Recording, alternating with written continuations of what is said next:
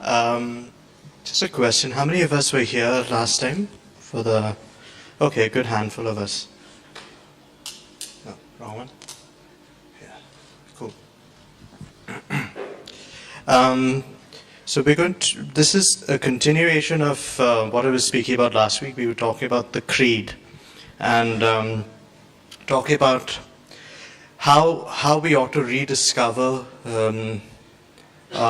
the various treasures of our church, rediscover it and profess it. Yeah, that's what I said. Remember I spoke about belief? You remember the analogy I used? There's the trust exercise, and it's connected.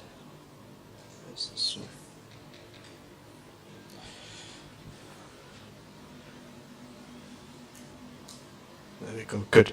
Yeah. So there was a trust exercise to just bring the word believe into perspective. Yeah. Another thought I had was probably you could say, like, I know my hair is black, and I believe my hair is black.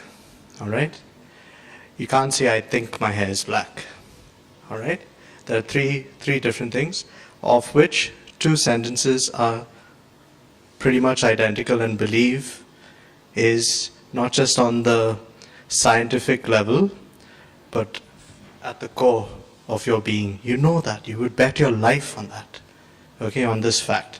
That is what we start the creed with. So let me do a bit of revision. So I spoke about we are called to profess our faith with renewed vigor, and vigor means energy, and not the kind you get from Red Bull. Next, we are to live out the creed in our lives, to be living witnesses. Okay.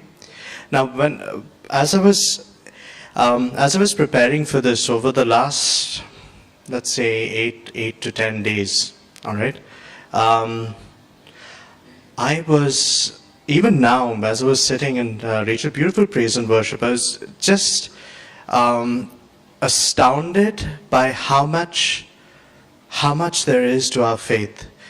And if we were to ever want to know ourselves, all the answers lie in the creed itself.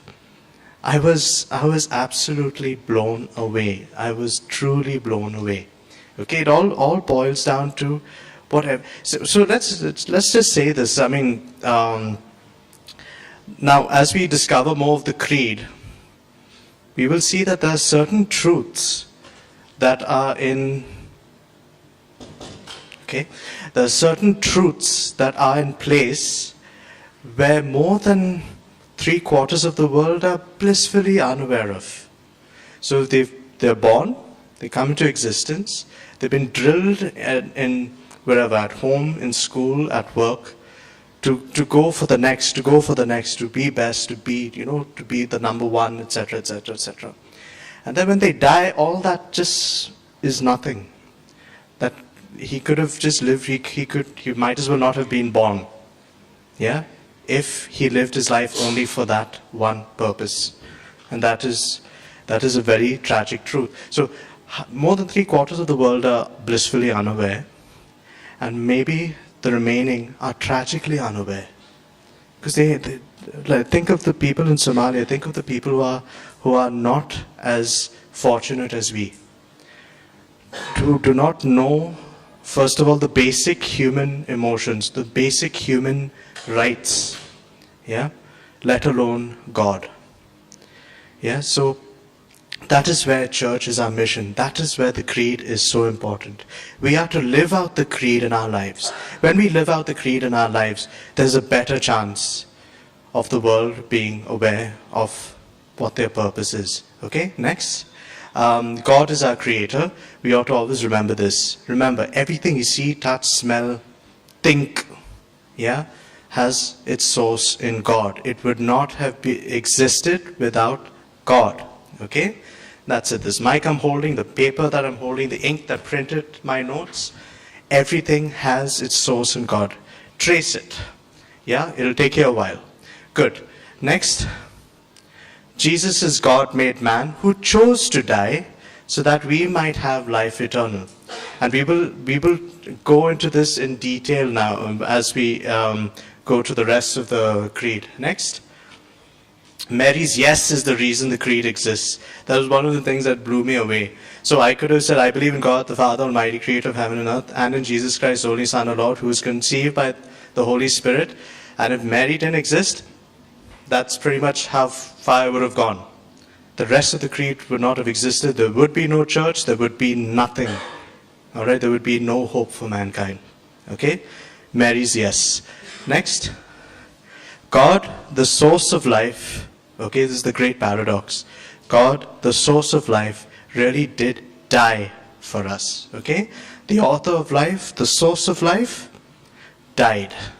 And he did this for us, mere creatures. We would just be specks of dust compared to who he is. Yeah? Not even that. Next. So the Apostles' Creed as it stands again. This is the Apostles' Creed. And today we will concentrate on the second half. All right, which is he descended into hell. On the third day he rose again from the dead. He ascended into heaven and is seated at the right hand of God the Father Almighty. From there he will come to judge the living and the dead.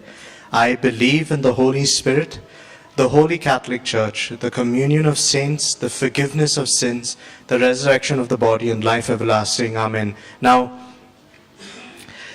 every time we say the Apostles' Creed, and we say this every day, all right, at Mass, every day. Every time we say that, we are really not aware. That is the problem with monotony. It is not the church's problem.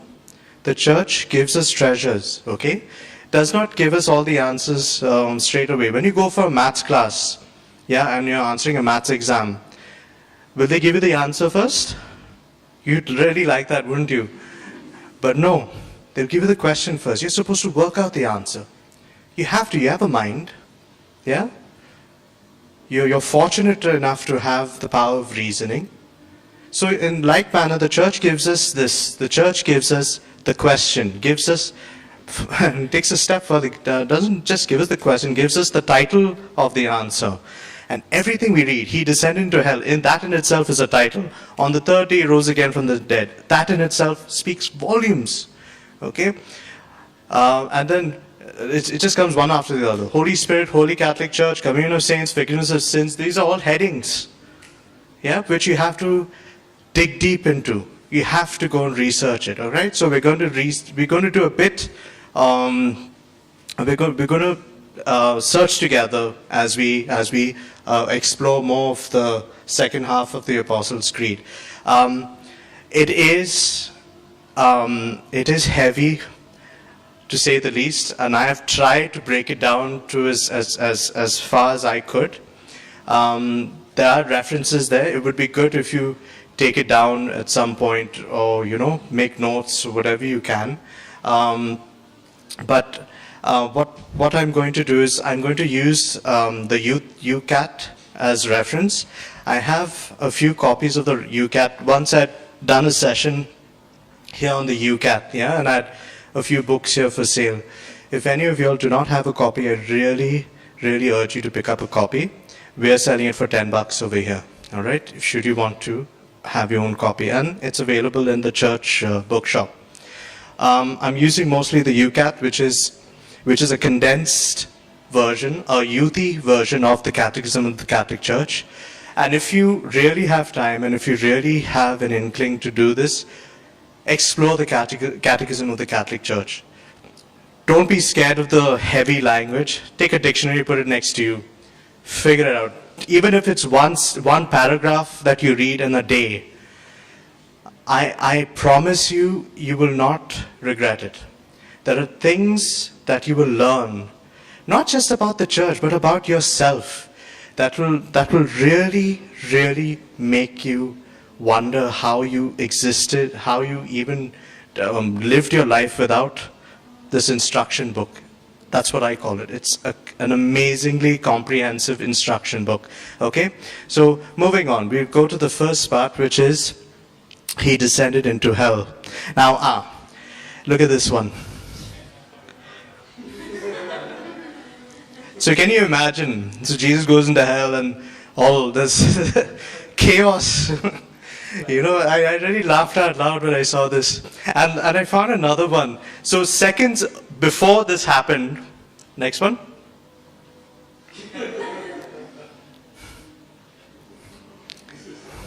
So everyone is, yay! And then one of them looks up at the grave camp and says, why is it empty? so then there comes anyway, I found it funny. Next. So, he descended into hell. Now, hell. How could Jesus descend into hell? Now, he is God, he can do anything. All right, number one. Number two, you have to remember that hell that's the literal translation we get, okay?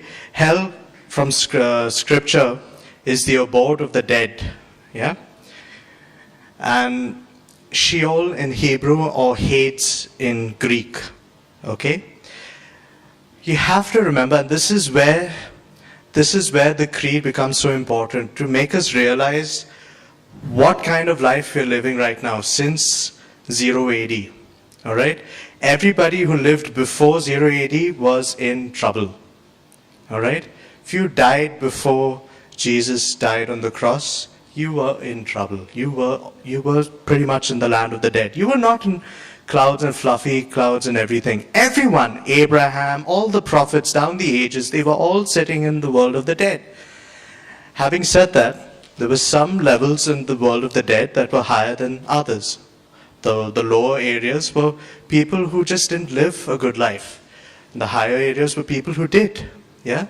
But they were still deprived of the vision of God.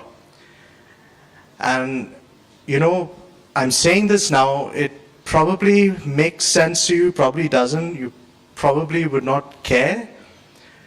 But when we die, that is going to be the only thing that you will be desperate for. All right? The beatic vision of God. Why? Because it is written in our core. That is why we are. That is why we exist. We exist to know and love Him. We exist to see Him. All right. Now imagine, let's say you're locked into this dark room for years, and the only connection to the world is a telephone, and I talk to you all the time, and I say, this place outside is so nice, so sunny, so beautiful. There's a beautiful breeze, and the scenery is breathtaking. And now you're hearing about this. After a while, you say, yeah, whatever you say. But at other times, you're saying, man, I want to see this. And then I tell you, you know what? There's a way. I'm going to open that door for you. Says, really? Yeah, I'm going to open that door for you. And then the day comes, and I open that door. And now imagine if I drag you by the hand out, and then you realize all these years that you couldn't see anything anyway because you were blind. All right? Can you imagine that feeling? So far you've come, then you're like, now what? Yeah? You're blind, completely blind. That is the feeling. That was hell. That was hell for the people in Hades. They've been told about this. And here Jesus descends into hell. Next. Because the gospel had to be preached even to the dead. Now that's the phone call. That is when Jesus comes and He preaches the good news. The kingdom of God is at hand. You will no longer be stuck here. You will now have access to heaven because I have now conquered death. I have now conquered the devil who had the power of death. Okay? Death has no power over anyone anymore because I have come for you. Okay? The gospel had to be preached. Now, just wanted to draw your attention, these little numbers and paragraphs. And those are the CCC references, unless I actually specify YC, which is UCAT. Okay? So just be aware of that. Next. So Christ went down to the depths of hell, depths of death, so that dead will hear the voice of the Son of God, and those who hear will live. Next. Henceforth, the risen Christ holds the keys of death and Hades, so that at the name of Jesus every knee should bow, in heaven, on earth, and under the earth. All right? Jesus reigns supreme. So Jesus did not, this next, Jesus did not descend into hell to deliver the damned. All right? Nor to destroy the hell of damnation, but to free